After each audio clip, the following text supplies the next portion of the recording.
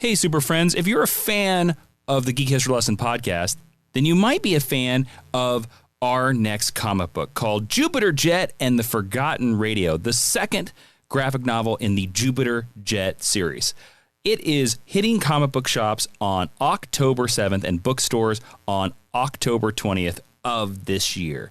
If you don't know about Jupiter Jet, of course, is the story of a 17-year-old girl with a jetpack who desperately dreams of soaring through the solar system. But when the mysterious Black Flyer shows up to her world, Jupiter Jet soon will find out that being a superhero requires more than just a jetpack. It features a John Boy Myers of Spawn and Teen Titans cover, and of course, it is 120 pages of adventure science fiction. If you like comic books like Superman Smashes the Klan, DC Superhero Girls, or IDW's Kanto, then you're going to love Jupiter Jet and the Forgotten Radio. And don't just take our word for it. Ron Marz, creator of Kyle Rayner Green Lantern, had this to say: I know a little something about building heroes, and this is how you do it, with heart and humor and high adventure. And we're very thankful that Ron Marz gave us a quote for Jupiter Jet and the Forgotten Radio. So, how does this work? Jupiter Jet and the Forgotten Radio can be found on Amazon, can be found on Walmart.com, can be found on any independent bookstore's online website, or you can walk into your local comic book shop and pre-order the book today. If you know anything about the independent author market, then you know that pre-orders really matter. So we would ask that you go into your comic book store today and pre-order Jupiter Jet and the Forgotten Radio. It's our love letter to the comic books of the past, of the 90s, and it's perfect for your grandmother, your dog, and your 3-year-old daughter or son. Go check out our next comic book, Jupiter Jet and the Forgotten Radio, hitting comic book stores October 7th. And now, on to the show. Excuse me, sir? What are you doing on my expensive yacht? Who are you? Hello? Oh, Bond. James Bond. Yeah, I'm pretty sure I actually already knew that because your geek history lesson on Timothy Dalton James Bond is now in session.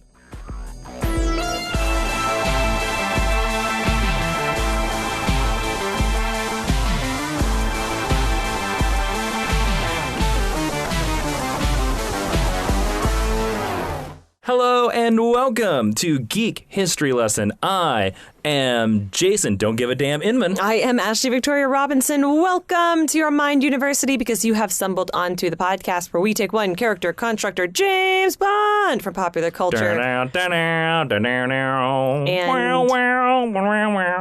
teach you everything you need to know about them in about an hour. Your survival not guaranteed. That's correct. Now, we have already done a Geek History Lesson on the series of Sean Connery films of James Bond. We also thought it'd be really nice, since this is the year of No Time to Die, when James Bond has plenty of time to die. Thanks a lot. COVID-19 concerns delaying the movie. But we thought we'd talk about an underrated James Bond.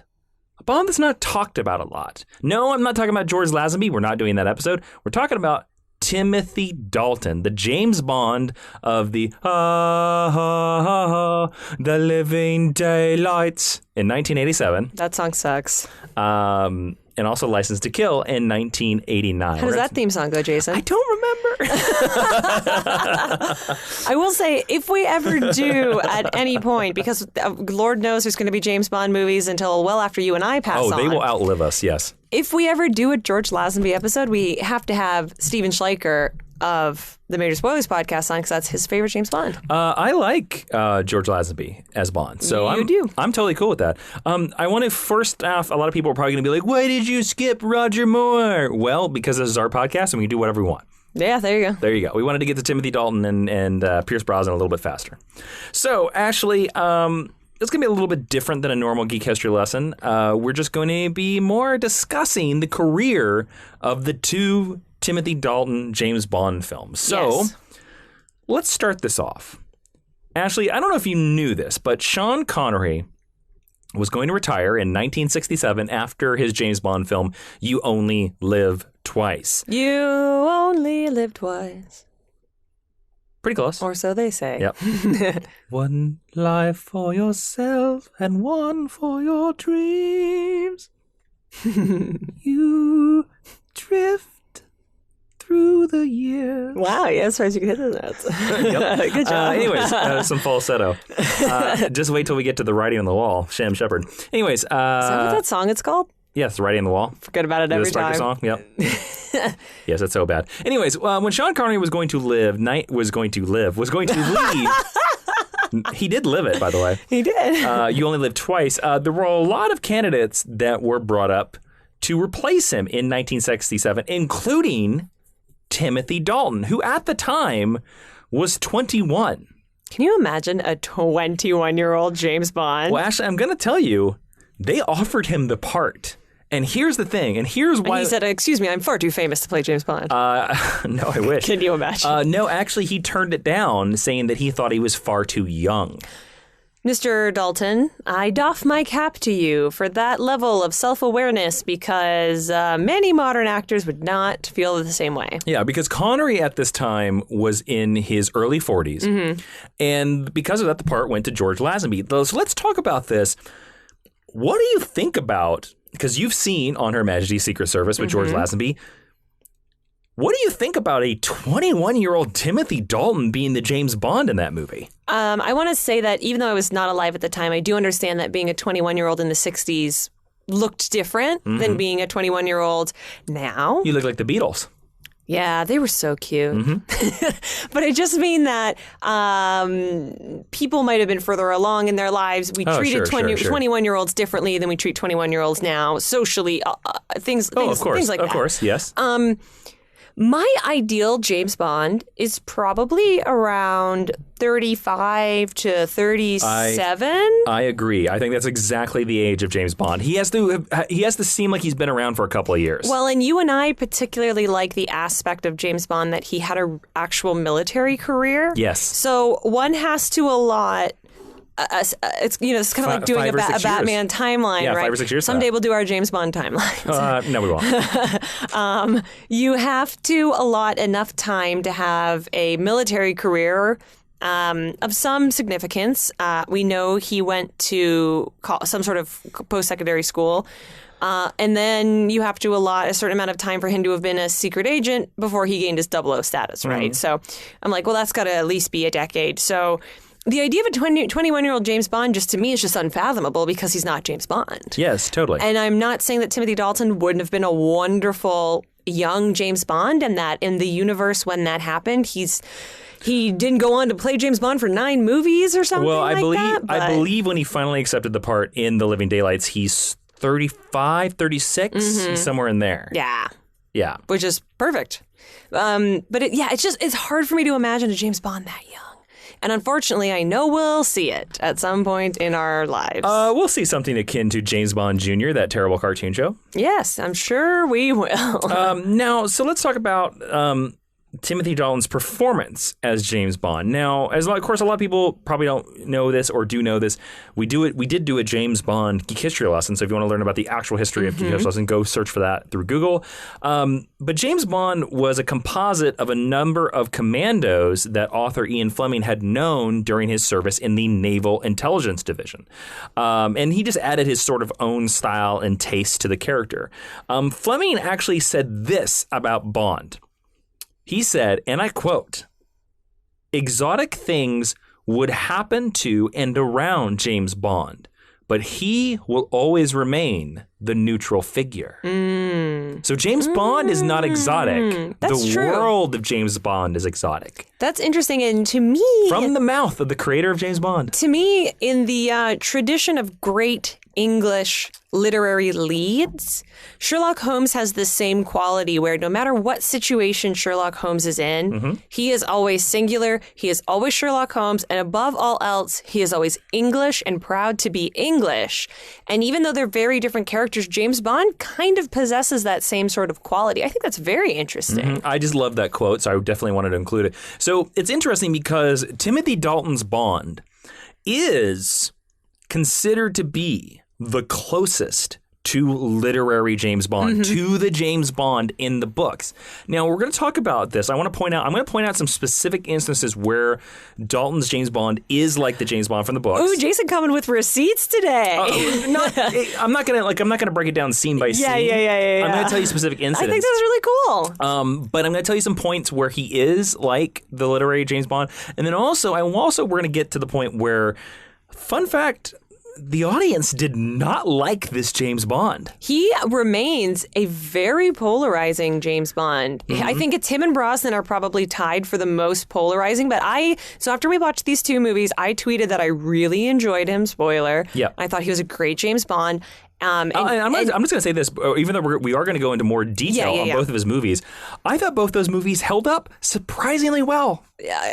Yes, I'm gonna save that comparison for another geek history lesson.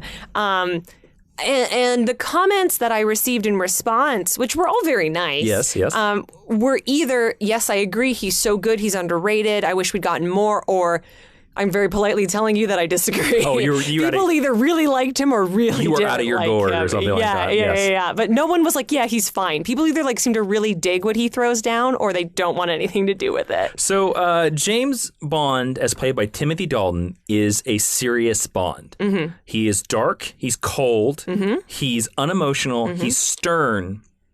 He's ruthless. He throws a dude into a shark tank and cares nothing about it. And he shows little humor. And he's very focused on the mission and being a killer with little time for fun and indulgence. And I think this is clearly shown in the very first scene that you ever meet Timothy Dalton in The Living Daylights, where he lands on the boat in this giant action scene, and the woman says, "Who are you?" And he literally, which is what I was attempting to make fun of. Homage, He throws away James Bond. What? James Bond. He just throws it away. He says it as a thing that you would say, whereas other actors, including Daniel Craig and Sean Connery, make it they chew it a little bit more. It's a little more performative. When we get to the Pierce Brosnan episode of this series, buckle up, because Pierce Brosnan lays a lot of sidewalk. He's making a meal out of it for when sure. he says James Bond, my friends. Yeah. And we'll get to it. We'll get to it. Yeah. Anyways, so actually, it was said many times that Timothy Dalton actually was uncomfortable with the humor of it, and especially coming out of the Roger Moore era. Yes, and he also he had the intention, because he felt that there was no way that he could out humor Roger Moore, and he also said that he was like. Timothy Dalton also has been said in several interviews that he felt that he could never out-cool Sean Connery. Interesting. So he was like, I felt the only way I could give the audiences something different is to be the book character of James Bond. In fact, Timothy Dalton was seen reading James Bond books in between takes of both of his movies. I'm not gonna make this promise, but I'm gonna say I'm going to try to find a photo of that. If one exists online, and that's an if, yes, I will share it on our socials. But very much that always reminds me of Ian McKellen, because Ian McKellen on the set of The Lord of the Rings was always quoted as Elijah Wood tells several stories where Elijah Wood would say that Ian McKellen would come up and be like, and now remember, Elijah, you have to touch his right hand, because that's what they say in the chapter. Which he learned from Christopher Lee, who is not only a Bond villain, but one of the inspirations for James Bond himself. And he's a Star Wars villain. He is a Star Wars villain. And he's Dracula. And he's iconic. He is God. May he rest in power. Now, interesting enough, the Bond that is written in Timothy Dalton's two movies is he is a reluctant hero who always questions his assignments, which is something that had not been seen on screen before. I mean, to the point where he basically gives himself a mission in the second one. Well, in the second one, in The Living Daylights, his first one, he actually tells M, stuff my orders, tell him what you want. If he fires him, I'll thank him for it. Yeah. James Bond is always trying to quit his job. No. In every episode, it's like, this is my last mission. Now, actually, I have some reviews from 1987 of The Living Daylights that specifically talk about Timothy Dalton's performance. But I want to ask you, why do you think the 1987-1989 audience did not like this Bond. Oh, I have two immediate thoughts come to mind. Okay. Firstly, you're coming right out of Roger Moore. Now, you and I have elected not to talk about Roger Moore. I haven't seen... Roger Moore, by the way, who has played James Bond in more films than any other actor. Yes. I haven't seen every Roger Moore film. I would say that you and I both like his work at its best. But so when you come out of that era... He'd been James Bond for so long, Since and it was 1972. And 1972 to 1986. And I mean, just based on what we know about studios and contracts, he'll probably be the actor who played him the longest. Probably, yeah. Just like Tom Baker for The Doctor. Let me see how many movies Roger Moore was in exactly. But Roger Moore movies are high camp. There's nothing wrong with camp. Camp is wonderful. So when you're coming out of that and you're trying to transition, of course you want every actor to have a unique voice. But when that's what you're dealing with, if people are coming into your movie with the expectation that they're getting The Spy Who Loved Me, that's absolutely not what it is. You know, and I just mentioned camp. And in my opinion, when you look back at the 1980s, the 80s, and of course many iconic, many wonderful geek properties came out of the 80s, the 80s is a hotbed of high camp. And so this really, even when you watch it, even down to the aesthetics, it doesn't feel like a movie. These movies don't feel like they came out of the 1980s. So I just think they're out of sync in every possible way with what is going on culturally in popular film and in the James Bond franchise, which is not to say that nothing gritty and nothing serious came out of the 80s, just me speaking in general. So, like we're looking at the decade that gave us Indiana Jones, which is like high octane, thrilling adventure, puns, jokes, melt their face off at the end. And Back to the Future. And this is not that. Nope. This is closer to the Bourne movies. It's also closer to the Daniel Craig James Bonds. Yes, which is something that you had told me for a long time when I told you that I've never seen any of the other Bonds. You were like, Timothy Dalton is Daniel Craig before Daniel Craig. Yep. And he really is. So I looked up the official number. We are not counting any unofficial James Bond. This is only the Eon series, of course.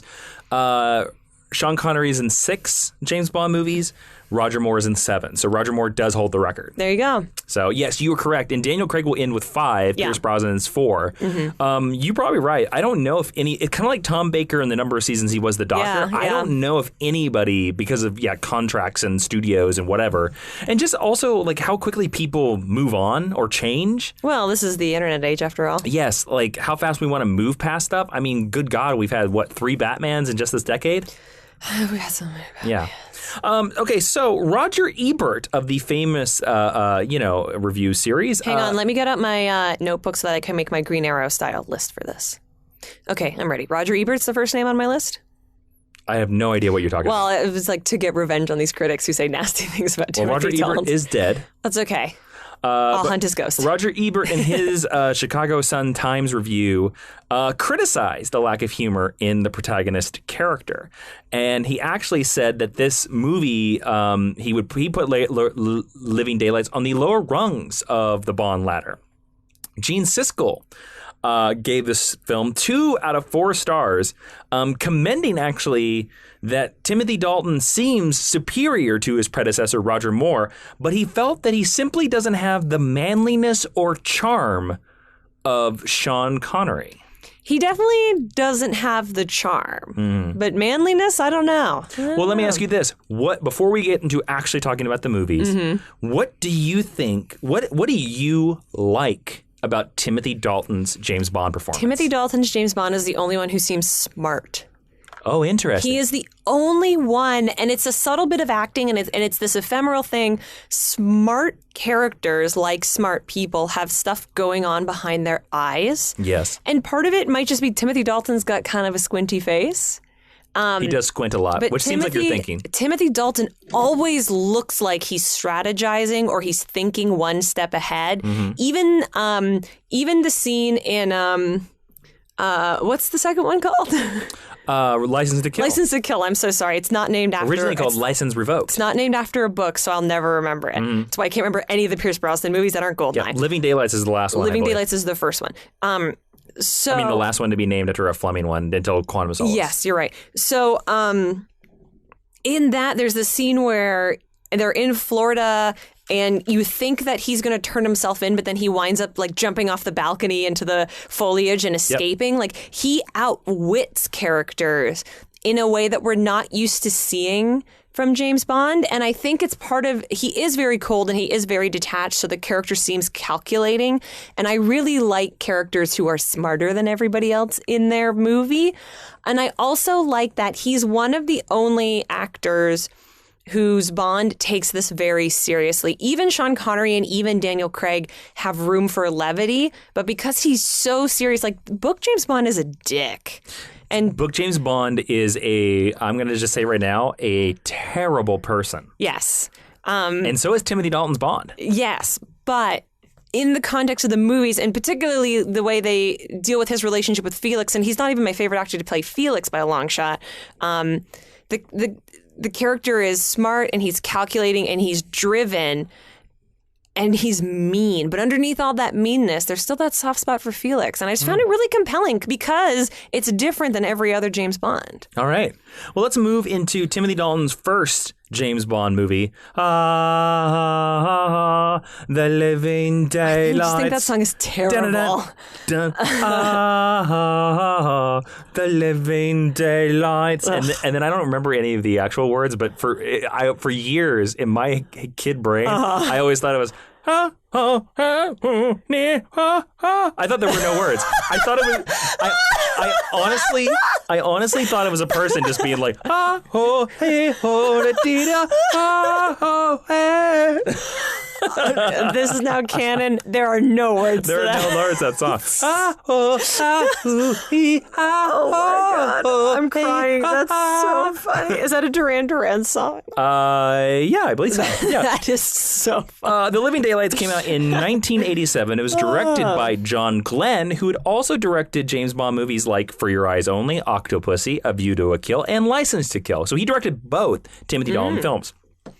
It was written by James Bond script stalwarts Richard Maybaum and Michael G. Wilson, who had written several James Bond movies, of course. Yes. This movie was based on The Living Daylights by Ian Fleming, although it's not typically really that much like The Living Daylights, but whatever. Yeah, but maybe the broadest of strokes. Yes. The basic summary is British secret agent James Bond helps KGB officer Georgy Koskov defect during a symphony performance. During his debriefing, Koskov reveals that a policy of assassinating defectors has been instated by a new KGB head, Leonid Pushkin, who is played by John Rhys Davies. Yes. But as Bond explores this threat, a counterplot surfaces involving a shady American arms dealer and a pair of Russian assassins. So, Ashley, let's talk about The Living Daylights. Yes. Les. So what stands out to you during The Living Daylights? The opening sequence where we're in the opera house. Actually, well, that happens true. The opening of this movie, the teaser it's where all the double O's are training. Remember, and a bunch of them get killed. It's not the opening sequence, but it's in the first act. There is an opera house, yes, because this is about a cellist where they're in the opera house. Oh my God, yeah. Yep. That and then the whole sequence where she's like, "I need my cello." That bit is actually very funny. It might be the only funny part in the whole movie. But the sequence that's in the opera house always stands out to me. Always, I've seen it once. Sticks in my mind because so many James Bond and then James Bond spin-offs have done an intentional or unintentional homage to this. Spectre has an homage to this at the Opera House. I mean, in probably the best sequence in that movie. Do you mean Quantum of Solace? Yes, sorry. I actually also think that Mission Impossible Rogue Nation I was just going to bring that up. Also is homaging this. Yeah, so that I think it's iconic, and I don't even know if those are intentional homages, but those come to mind. The choice to make them Russians actually feels very unliterary James Bond to me. By the way, it was Aha that did the song. Excuse me. Okay. But it feels very culturally significant to the time. And what I actually appreciate about it is that the character who's defecting, you do have a lot of empathy for. And it's also because, she's a pretty girl. And then, John Rhys Davies is incredible in this movie. Like when he's in the hotel room and he's just rolling around on the bed, it's so good. Is there anything that sticks out for you in particular? The interesting thing I do want to bring up, this is sort of a production thing, is that originally the idea for The Living Daylights was to reboot the series. was what sort of soft happens with every new James Bond? Yeah, which was to make this a prequel. And to make this the first James Bond mission ever, which is sort of, they eventually did, of course, with Casino Royale. Interesting. Yes. Well, that's the thing that I have learned through our rewatch, because Jason and I look up a bunch of trivia when we're watching the movies, and then through picking and choosing what to highlight in these episodes, is that every James Bond episode, or every James Bond idea was pitched once before. Yes. And then they kept it in their big broccoli stack of ideas, and they used it a little bit later on. So that's interesting. I also think the opening sequence is pretty cool, where you think it's the training exercise. I actually really like that because it's a great way to to introduce your new Bond as a badass. Yeah. You know, I thought that was really great. You know, it's very interesting. Again, this was, the last James Bond film to use, an Ian Fleming title until Casino Royale. This was also the first official James Bond film not to feature our super favorite Lois Maxwell as Miss Moneypenny. Oh, iconic. Yes. Love her so much. Yes. But originally, they talked about this movie. They wanted this movie to be a prequel, right? Mm-hmm. And they wanted this movie to end where Bond gets his mission to go to Jamaica in Dr. No. Sure. Yes. Wow, so they really just kind of copied that whole ethos over into Casino Royale. Oh, yeah. That's wild. The Broccolis must have notebooks and notebooks and notebooks. Yeah. They never forget an idea. And they're like, if we paid a writer to write it once, we can use it whenever we want. Well, I mean, they're not wrong. That's sort of how work for hire works, I guess is what I'll say. Also, Timothy Dalton is one of those actors who belongs to a club like Peter Capaldi. He has what I like to call attack eyebrows. Yes. Which is another reason why I think he looks very serious all the time. Now, I also want to talk about that. I think that this is a great movie by how it specifically deals with the Cold War, which is, the James Bond movies sort of loosely, like From Russia with Love was sort of about the Cold War, but not really, about the defection of the spy. Yeah. But this one is like at the height of the Cold War, and we're like smuggling that person out through Berlin. And we're ultimately working towards an American audience, so we're trying to appeal to that sensibility. And the Red Scare was so huge in America. Yes. And now, I actually really liked the scene with Cara Milivoy when Bond decides not to kill her. Mm-hmm. Like he sort of gets a little bit of his heart. But let's talk about the sequence in this movie that I think everybody that is, I guess we should have said spoilers at this point, but for a 30-plus-year-old movie. By the way, spoilers. You can't say we didn't say it. Anyways, Ashley, let's talk about, I think, the sequence that everybody wants us to talk about the most realistic sequence, I think, in this entire film. The part where Bond and the cellist escape a giant army riding a cello down the side of a mountain. Yeah, it's dumb. It's real dumb. James Bond movies have these things, right? Which when you watch them all in a compressed timeline, you didn't realize there was so much carryover. One of the things is we gotta fight under the water. And another thing is you gotta somehow sled down a mountain. Mm-hmm. And, we do talk a lot about how very serious these Bond movies are, but this is dumb. It's super dumb. And that poor instrument, but beautifully shot. The cello case chase sequence in this movie. Say that 10 times fast. Cello case chase sequence took 3 days to shoot. Wow. And the cello that's too many days. was specifically made of fiberglass and fitted with control handles on the sides and skis underneath so that the actors could hold on to something. Yeah. In fact, when John Glenn, the director, came up with the idea of this sequence, the Broccolis and the 2 writers were dismissive of the idea and said they should have been. There's no way this can work, to which led to John Glenn hopping in a cello case demonstrating that a man and a woman could fit. Did he get a woman in the cello case with him? I don't know. I want Mr. Glenn. I'm pretty sure you're dead. I would like photographic it. Well, he was directing this movie. John, is he dead? I don't know. I'm not going to look it up. I don't know. Who cares? Anyway, I want a photo of how he proved this. By the way, actually, I want to throw out another little fun fact in here. Okay. So we're going back to Timothy Dalton being cast, right? They went back to Timothy Dalton because, and from what I understood, there's a lot of rumors about this that originally, and we'll talk a little bit more about this in the Pierce Brosnan James Bond series, but Pierce Brosnan was one of the first people considered for this role. Remington Steele. Yes, and then when we'll talk more about that in his level. They went back to Timothy Dalton because they had already thought about him. So let me tell you.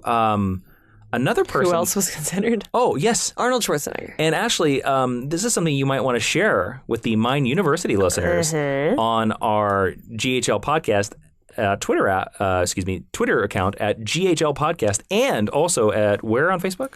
Facebook.com/Geek History Lesson. Actor Sam Neill auditioned for James Bond, and he did a screen test, and you can find it on YouTube. Is he doing an RP?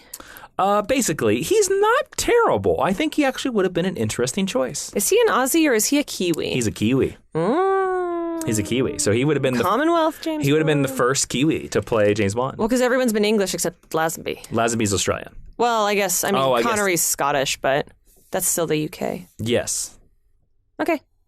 I don't know where you were going with that. Well, I was just trying to if he was the first non-English person to play. But what else about this James movie? Bond is Scottish. What else about this movie do you want to talk about? What else about this movie do I want to talk about?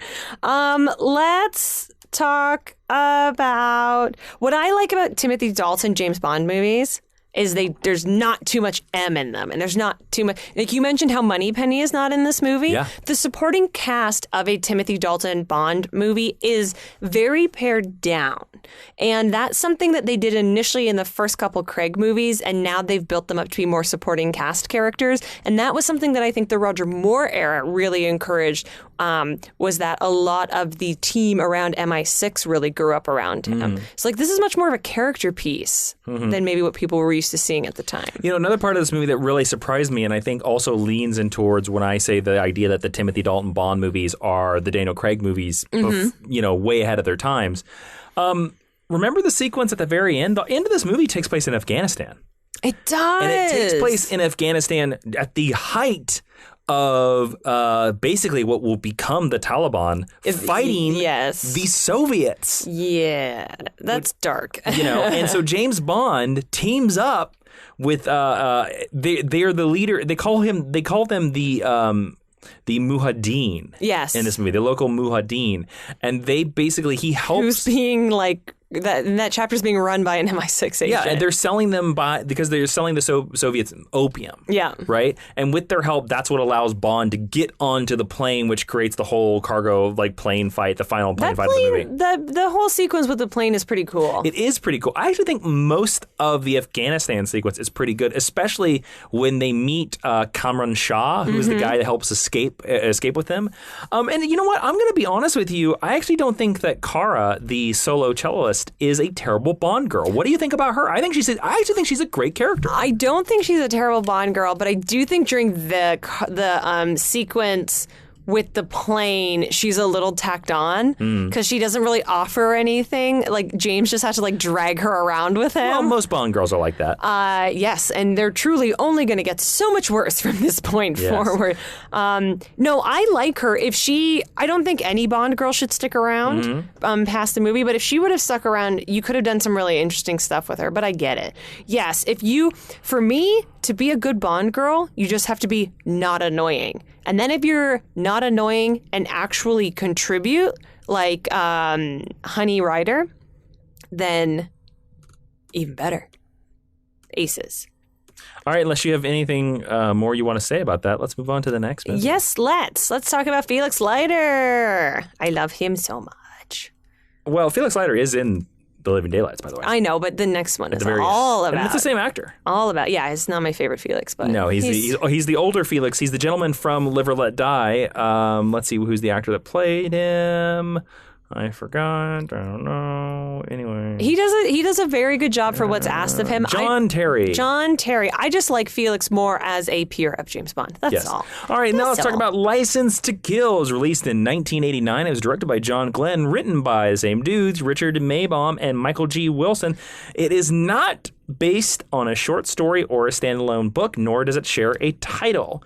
First James Bond movie not to share a title with any of the Ian Fleming stories or books. The summary is, this is a James Bond adventure in which 007 relinquishes his license to kill, disobeys his orders, and goes on a mission of revenge when his best friend's wife is killed by a drug baron. A beautiful CIA pilot flies him to South America to fight Sanchez, where his headquarters are there, and Bond is hired, eventually, by the villainous drug dealer to work for him. This movie also stars Benicio del Toro as a mook. A very young Benicio del Toro. Very young. He looks like a boy I dated in high school, which distresses me. This is also a movie that kind of makes the overall James Bond continuity difficult. How so? Well, just because of the Felix of it all. Yes. Puts a very definitive point in their relationship and in Felix's life.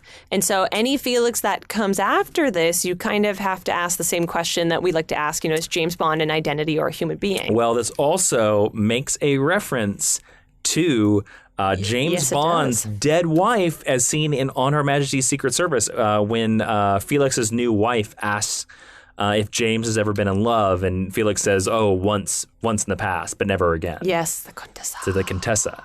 Okay, so this movie was obviously a response to the late 80s drug movie craze. And what I mean by that is that in the late 80s, 89, 88, 1990, there are all these movies about drugs coming in from Colombia and cartels and what are we going to do about it? Yeah, thanks, Pablo Escobar. I think Lethal Weapon 2 is the movie that deals with this as well. Like, there's a Die Hard movie that deals with this. Like, all the franchises are dealing with, like, drugs coming from South America. This movie is hysterical to me.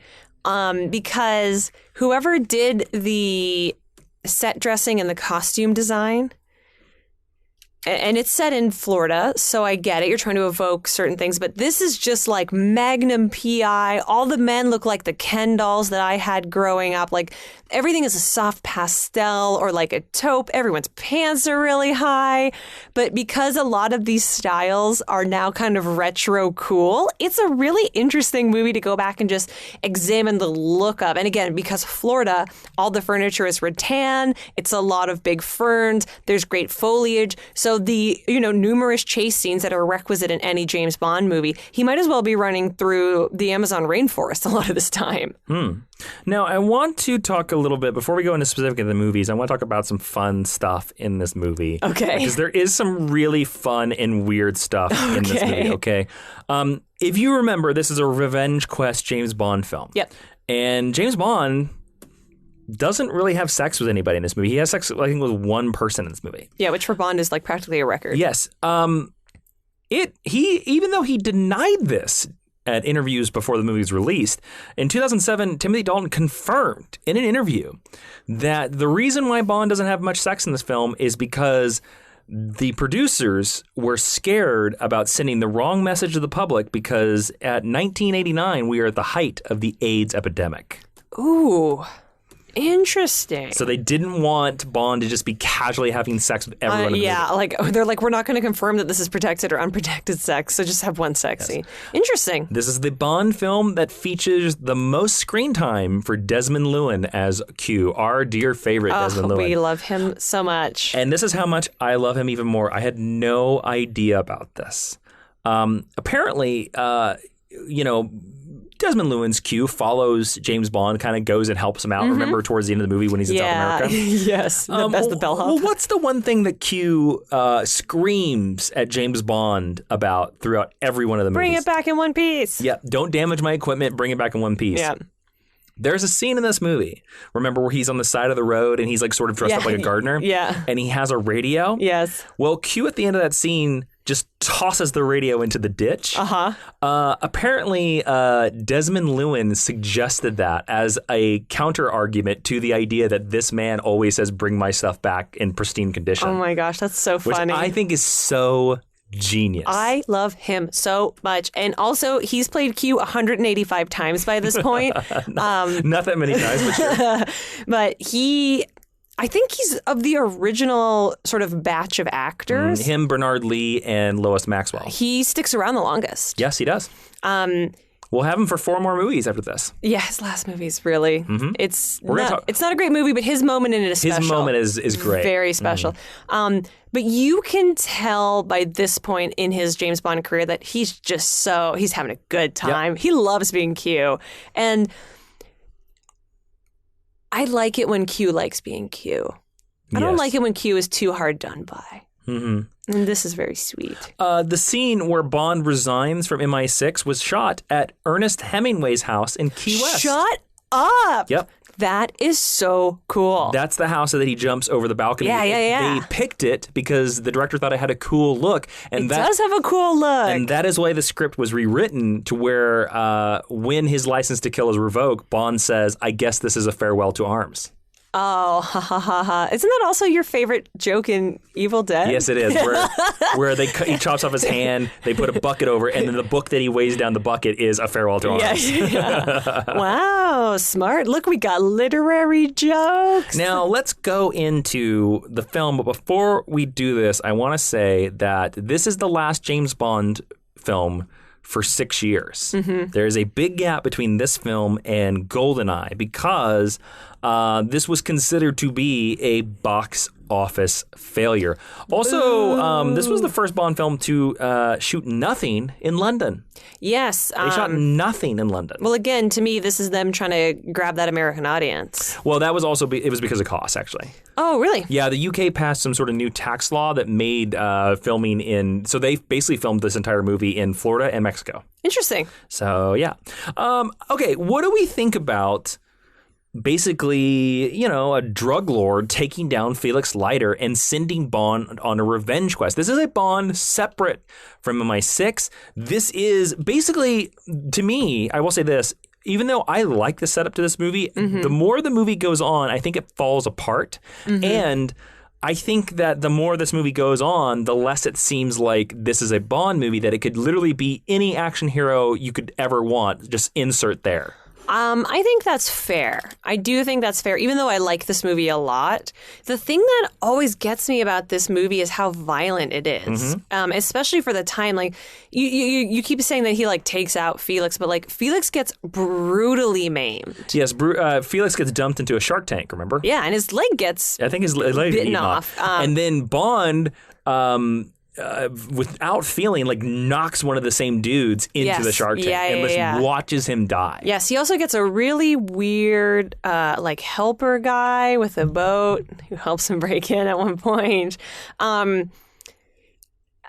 That's really hard to consider. I think the idea of it is smart. I think the idea of a drug lord and the idea of smuggling, and I can't think of the actor's name who plays Sanchez, but he plays that role in everything. Robert Davi. Who's fantastic. He's iconic. Yes. He's amazing. He has the best hair in the whole movie. He's great in Stargate Atlantis, too. Yes, he sure is. Oh, boy, Stargate. And I think because I like a lot of the composite parts, I can hand wave away the fact that you're really right. This plot could be any character. This could be Jack Bauer. Yep. This could be Jason Bourne. It could be I don't know, someone played by Bruce Willis. Could be Rickson Murtaugh from Lethal Weapon. It could be John McClane is from Bruce Willis, the character from Die Hard you're thinking about. Thank you very much. The guy whose feet got lacerated open. It's a great movie. Sure. I've never seen it. But I will say, I think the setup of this was a good choice. And I think making it a revenge quest is a good choice. I think that it gives you something different that you've seen in the previous movies. It's also nice to see James Bond care about someone. Because James Bond has a lot of people who operate in his orbit. Right, again, MQ, and Moneypenny. Making this character Felix, I think, was a strong choice. I agree. Because you can't do anything to Moneypenny. Nope. Or else the whole audience is going to climb over this desk and hit you. Making it Felix makes it personal. So it's him going to the wedding is lovely, but his reaction, and it's who cares about Felix's wife? But his reaction to that is really powerful. And I think that's why. His wife is implied raped in this movie, by the way. I just want to throw that out there. No. I just mean that she's not a character that we have any emotional investment We've never met her before. I don't know what her name is. She's just Felix's wife. I'm not saying. But her name is Mrs. Felix Leiter. Mrs. Felix Leiter, yes. Let's go, patriarchy. Della, that's right. Della Duck. Because remember when they parachute into the wedding? That's silly. Yes. But see, that's the kind of silly that you can do in James Bond and be like, it's kind of cool. But by giving him somebody to care about, but also this works in a way that Madeline Swan for me doesn't work. And I know this isn't the Daniel Craig episode, but giving Bond a wife doesn't work, right? Because the implications tie him down too much. But giving Bond a best friend, a brother in arms, like that's what I love about his relationship with Felix, where they're like brother, cousin. I think that's really powerful. I know that those are also like terms that they use, but part of me wonders if this movie was being made now, would he have totally gone rogue, or would this have been the movie where we finally see Bond working under the FBI? Instead of under MI6. Well, and would that have sort of smoothed over some of the weirder things in the movie? The problem with this is that we've seen 4 other James Bond movies past this where he goes rogue. Yeah, because he's always trying to quit his job. Yes, and it's the same thing. Like, I love the Mission Impossible movies, but every Mission Impossible movie has some part where Ethan Hunt goes rogue, and you're like, you can only go rogue so many. It was the same problem with 24. Every season of 24, there was a mole inside CTU, and you're like, there can only be so many moles, guys. Again, not to bring up Daniel Craig, but it's how like every Daniel Craig movie is like the 00 program is outdated, and we're going to prove to them why we need it. Well, and it's also, and you're like, no one cares. Almost every Daniel Craig movie is low-key about, like, why didn't you stay retired?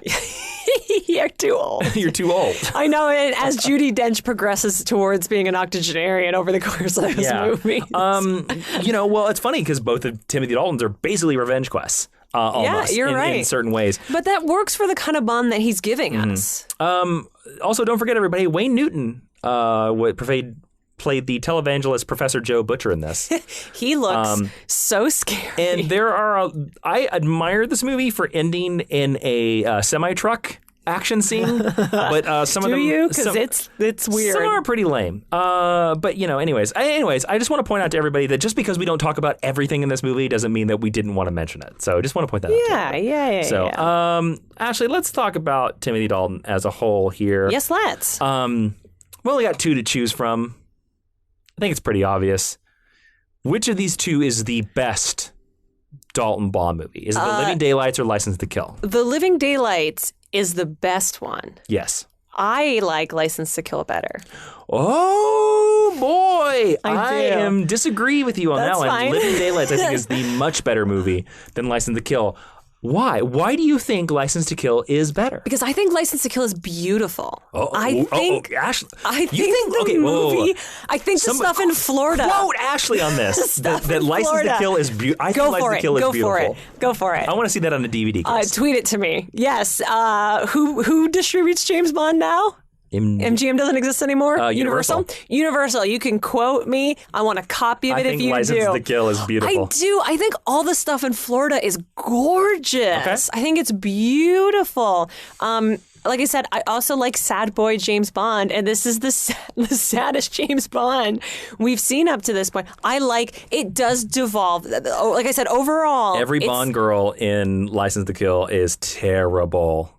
To be fair, most Bond girls are terrible. To Lisa Soto as Lupe Lamora. And then also don't forget about Miss Moneypenny is in License to Kill, by the way. Yes, she is, very briefly.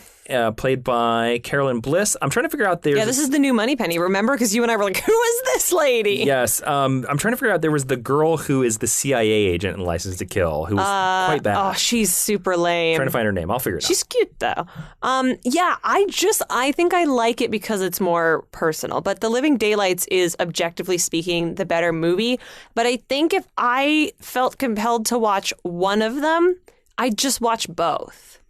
Where I'd watch both over a couple of days. I mean, they sort of do like fill companion pieces to each but other. In the way that, you watch X-Men and then you watch X2, so you're like, I guess I'm going to watch X3. Mm-hmm. Like, I would watch them both together. But so interesting. Tell me why you think The Living Daylights is better. I just think The Living Daylights feels more like a James Bond movie. Well, to me, the comparison between these 2, it does. You're absolutely right. License to Kill, I think, is a good idea that was not executed well. But these, to me, illustrate perfectly what I know you and I are going to talk to death when we get to the Pierce Brosnan movies is every James Bond movie needs to be anchored in some way, even if it's in title only, to one of the books or the stories or an aspect of that. I don't know if I agree with that. I think the best ones are. Well, I mean, I don't know if I agree with that because, like, Living Daylights is like cribbing off of Her Majesty's Secret Service part. Like they have already puzzled pieced those plots into so many different ways. You're right, but they did that, whereas License to Kill doesn't crib anything. Mm-hmm. I'm not saying we need things that are straight up adaptations. Just needs a touchstone to the stuff. I think so, because I mean, Casino Royale couldn't be further from Casino Royale the book.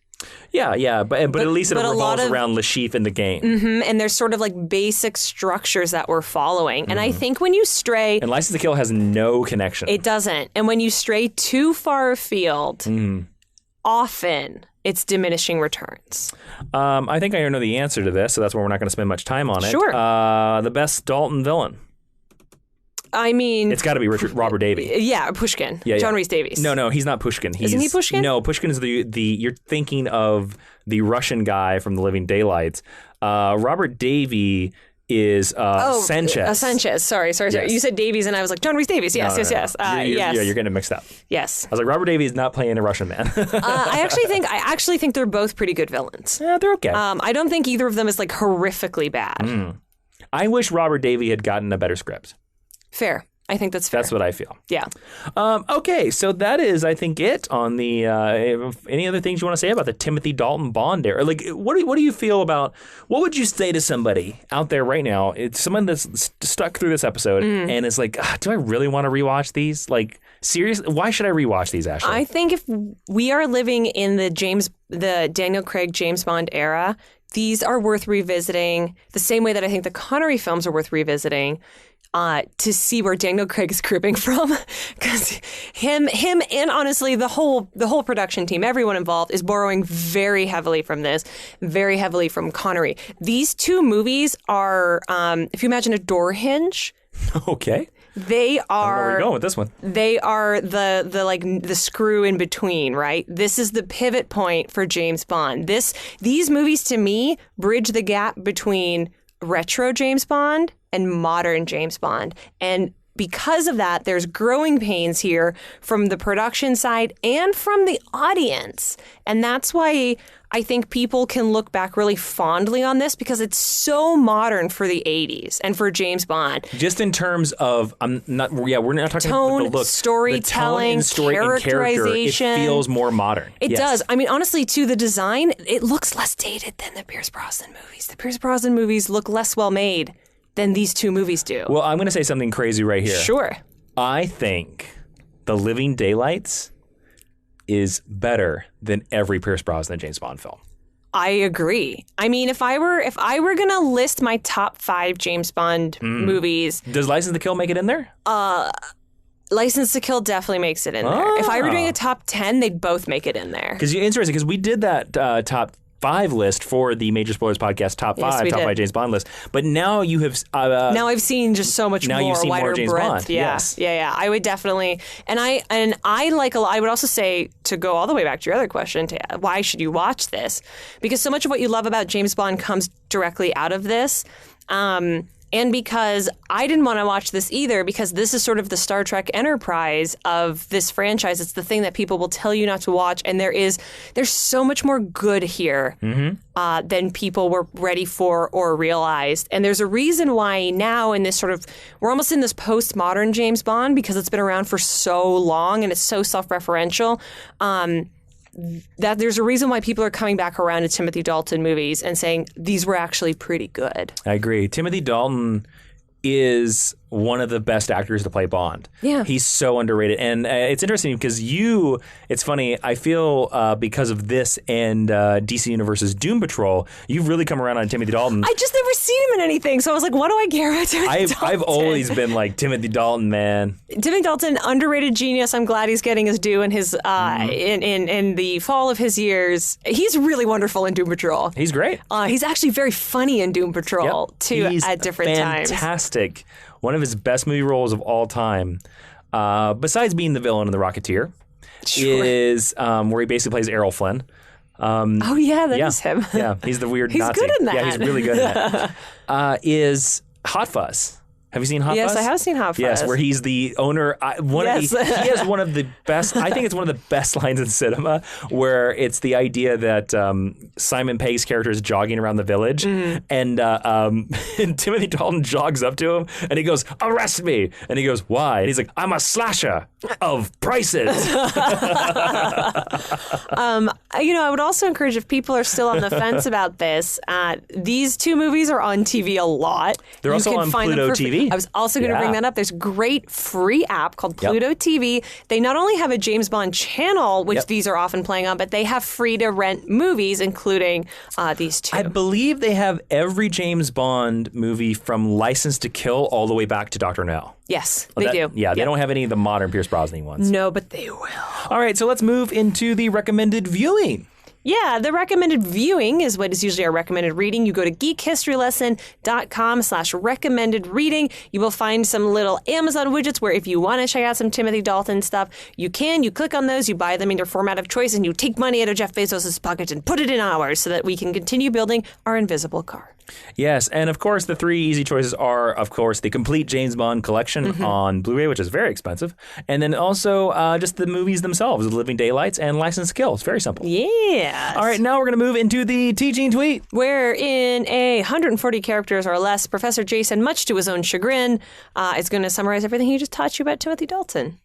Timothy Dalton, underappreciated in his time, but the first truly modern James Bond. Well said. Very succinct. There you go. All right, now we're going to move into the honor roll, the last section of our podcast. Where if you go to Apple Podcasts and you rate this show 5 stars, we'll read whatever you write. Unless you're an international person, then you have to screenshot it and email it to geekhistorylesson@gmail.com because the internet is hard. The first one comes from Jack from Fort Hamilton, New York, who says, "This was the first podcast I ever subscribed to, and it remains my favorite to this day. You can look forward to learning about characters you thought you knew everything about, and more importantly, become interested in characters you could have cared less about. Jason and Ashley research the topics thoroughly and have great chemistry together. Seriously, the banter between them is almost as entertaining as the material they're covering. Want to visit from Dr. Strange? Check. Alan Moore? Check. Michael Ironside speaking through the toaster as the anti-monitor? Well, sort of. Keep the voices coming. Your variant episodes, best of, top 10, are great, and don't change a thing. Except we need an Adam Warlock episode." Well, Says maybe Jack. we'll do one. Our next person that's entering the honor roll is FN Game number 1, who says, "My son Logan said, this is the best podcast I've ever listened to. Thank you, Logan. Jason's impressive impressions are so funny. Dark magic." That's so cute. That's very I love cute. that. Oh, hello, Logan. And then the final person. I wonder if we know who this person is.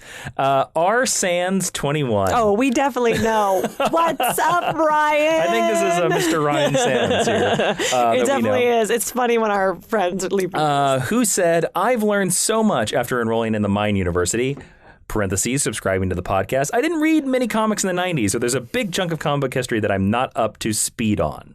Previous podcast guest, Ryan Sands. Previous podcast. Has Ryan been on the podcast? Yeah, he was on our live episode. Oh, that's correct. Star of Stage and Screen, Ryan Sands. That is correct. That's correct. Well, all three of you, thank you so much for writing reviews. Welcome into, we've given you the key to the teacher's lounge, and over in the corner, Mr. Del Toro has brought pudding. What kind of pudding? Huh? What kind of pudding? Butterscotch. Ah, Del Toro that's a loves joke just for yes, Ashley. He teaches religious studies. Religious studies. Yes. Interesting. You know, there's two Professor Del Toros here, and I didn't know if it was him or if it was that, the one who likes all the monsters. This is Tony. Tony Del Toro. Tony Del Toro.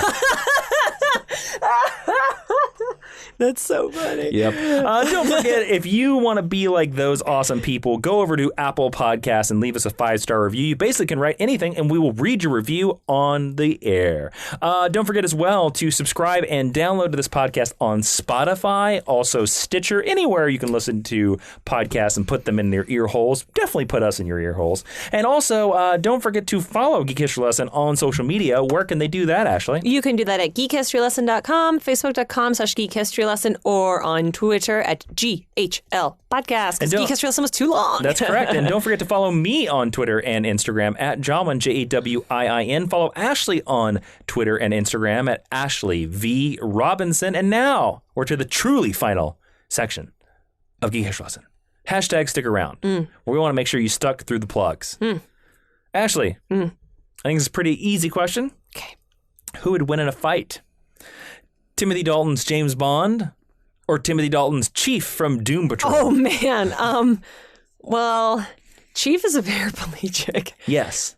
Let's say Chief in his prime, because we're definitely facing James Bond in the prime. Well, I was going to say Chief is a paraplegic, but... Chief is also secretly kind of immortal, it seems like. And is also a genius. Yes. And also has a team at his back. Well, let's just say mono y mono. So, like, if we get Chief in the flashback episode... Where he's super caveman? Mm-hmm. Where he's got a hairy girlfriend, which is great. Good for them.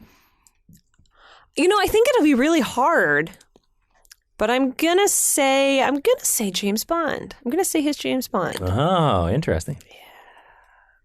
Yeah. Where are they fighting? Who cares? I care. The middle of London Bridge. Oh, well, then definitely James Bond, because he'll have the power of England at his back. Okay. And then what happens if they fight in the middle of a forest? Well, then Chief's girlfriend will come out and she'll kill James Bond with her mono band. here, Ashley. Stop adding people. I mean, at this point, you could be like, yeah, and a submarine shows up and helps James Bond. Oh, my God. You're no fun. I mean, it's got to be Bond. Yes? I disagree. Tell me why. I think Chief slaps this prissy London boy back and forth. You think Timothy Dalton James Bond is prissy? Well, we haven't even talked about Pierce Brosnan yet. Look, I'm just saying. I think Chief is full of all kinds of dark magic, man. Okay, we don't know what's we don't know what's going on with Chief. Chief is very sly. Chief is also kind of evil. Okay, I guess what it comes down to is I want Timothy Dalton James Bond to beat up Chief. Okay, fair enough. That's how I want. You want Timothy Dalton James Bond to put Timothy Dalton's Chief in the wheelchair. That's what you want. Sure, Mr. Dalton, right. You're welcome to come on and share your point of view with us. I would love to have. I would love to meet. I'm pretty Timothy certain Dalton. he's a sir as well. I would love Is to. he? I don't know. I would love to. I'm making If him. you're one. a James Bond, do you just get to be a sir? Let's say yes. Also, it's called being knighted. It's not called being a sir. I know. I want to call him. I'm pretty sure sir. being a sir is a. I think that's a gay culture thing. You gotta give me a few minutes if I'm going to figure out this guy. I'll Google it. Hang on. You sing The Living Daylights and I'll figure it out. No, I don't want to sing that anymore. I want to end the episode. But now we got stuck. Now we have it dangling. We got stuck in this Google thread here. I also spelled Dalton wrong all the time. I mean, I'm on his Wikipedia. I do not think he's been knighted. Doesn't see. No, he has not. Look here, Queen Tori. Hey, England, get on that. I really need you to make him a knight. Every Bond should be a knight. Except one of them. Who's the one that shouldn't be? George Lazenby, because he's not English. Can he not be knighted if he's Australian? No, you can actually, if you're a Commonwealth citizen, you can be knighted. Oh. Every Bond should be knighted. I'm pretty certain Roger Moore was knighted. I think so, too, because... And I think Sean Connery was, too. Sean Connery definitely was. Yeah. Because there is a section of... it's something like BC. I can't remember, but there's an anagram for it. But there's a section of like being a knight where you get to be a knight for your contributions to culture. That's how the Beatles were. That's why Paul is knighted. And then John Ringo turned is his knight. back in. Yeah, what a butthead. All right, that is it for this Geek History lesson on Timothy Dalton. I have been Jason Inman. I've been Ashley Victoria Robinson. And Professor Inman, would you please dismiss the class? The podcast is over.